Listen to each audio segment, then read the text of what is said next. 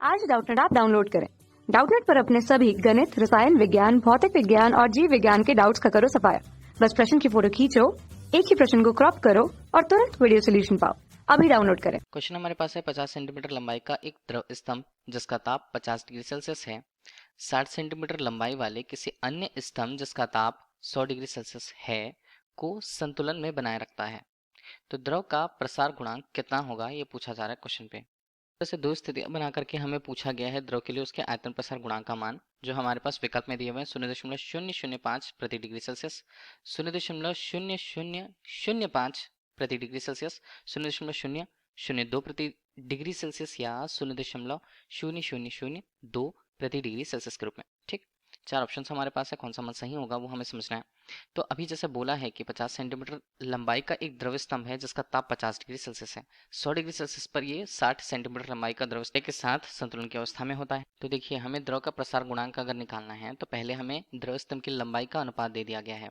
तो H1 अनुपात H2 के रूप में अगर हम उसे लिखें तो वो क्वेश्चन पे दिया कितना है, ये दिया है 50/60। ठीक है, तो इसे 5/6 हम ले सकते हैं। ठीक है, 5/6 हमने ले रखा।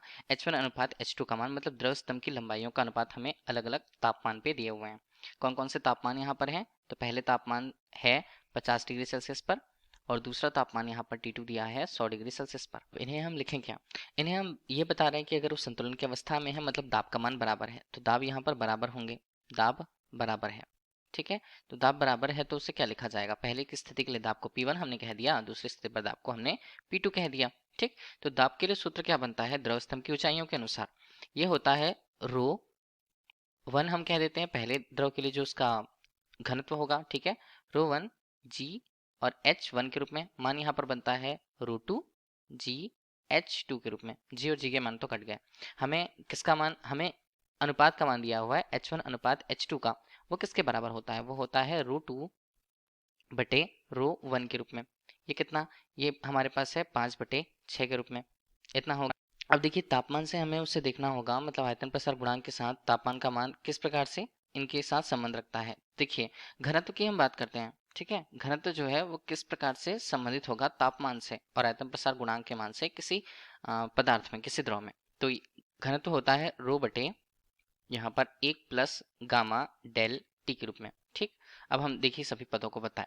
गामा हमें क्या बताएगा, यहाँ पर गामा हमें आयतन प्रसार गुणांक के मान को बताएगा उस द्रव के लिए। घनत्व की बात करें तो उसे रो के रूप में प्रस्तुत कर रहे हैं और अलग अलग तापों के संगत हम बात करें तो रो डैश के रूप में हमने प्रस्तुत कर रखा। तो रो डैश का मान पहली स्थिति के लिए ρ1, दूसरी स्थिति के लिए ρ2 हो जाएगा। ठीक है, और इन्हीं मानों को हम यहाँ पर रख देते हैं आगे। तो ये हमारे पास कितना बनता है H1/H2 के रूप में, मान कितना बनेगा, मान यहाँ पर बनेगा रो बटे पहले के लिए 1 धन गामा, गामा किसका दूसरी स्थिति पर, और डेल टी तापमान में परिवर्तन हम क्या लिखेंगे, इसे हम लिखेंगे डेल T2 के रूप में। ठीक है, दूसरे के लिए हम देखें तो उसके लिए घनत्व का मान रो होता है और 1 धन गामा डेल T1 होता है हमारे पास।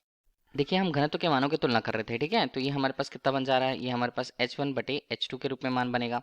ठीक है, तो यहाँ पर हम लिखे तो 1 धन गामा डेल T1 के रूप में, और यहाँ पर देखें तो 1 धन गामा डेल T2 के रूप में मान बन जाएगा। डेल T1 का मान और डेल T2 का मान 50 और क्रमशः 100 है। तो ठीक है, इसे H1/H2 के रूप में हम ले लें तो यहाँ पर मान कितना बनता है 1 धन गामा और ये बनता है हमारे पास 50। ठीक है, और दूसरे पद पर क्या बनेगा 1 धन गामा और ये बनेगा 100 के रूप में। ठीक, H1/H2 का मान हमारे पास है 5/6 के रूप में, यहाँ पर मान बनता है 1 धन गामा 50 बटे ये बनता है 1 धन गामा 100 के रूप में। तो फिर से अगर हम उसे पूरे मान को हल किए, गामा का मान हल करने के बाद हमारे पास आएगा कितना, ये हमारे पास आता है 0.005 प्रति डिग्री सेल्सियस के रूप में, और यही हमें आयतन प्रसार गुणांक के मान को उस द्रव के लिए बताता है। ठीक है, तो यही हमारे लिए क्वेश्चन का आंसर होगा 0.005 प्रति डिग्री सेल्सियस के रूप में। ये कहाँ पर मिल रहा है, ये हमें मिल रहा है विकल्प ए पर, तो विकल्प ए क्वेश्चन का सही आंसर है। Thank you. कक्षा 6 से 12वीं से लेकर नीट, IIT, JEE वो एडवांस के लेवल तक 1 करोड़ से ज्यादा छात्रों का भरोसा। आज ही डाउनलोड करें डाउटनेट ऐप या व्हाट्सएप करें अपने सारे डाउट्स 8400 400 400 पर।